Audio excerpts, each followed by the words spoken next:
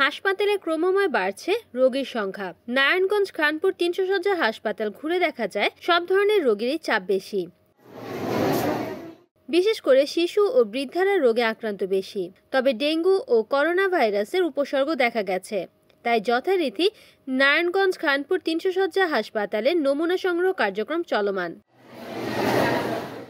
হাসপাতাল কর্তৃপক্ষ রোগীদের সতর্কীকরণ স্বাস্থ্যবিধি মানার জন্য মাস্ক ব্যবহারের জন্য বলা হলেও কোনো তোয়াক্কাই করছেন না রোগীরা।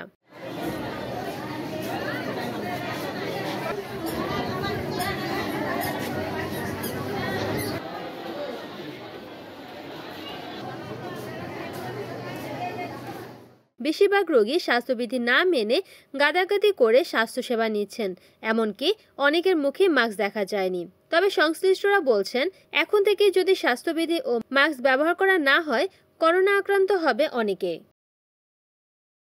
রিপোর্ট করেছেন সুমন ইসলাম, NN টিভি, নারায়ণগঞ্জ।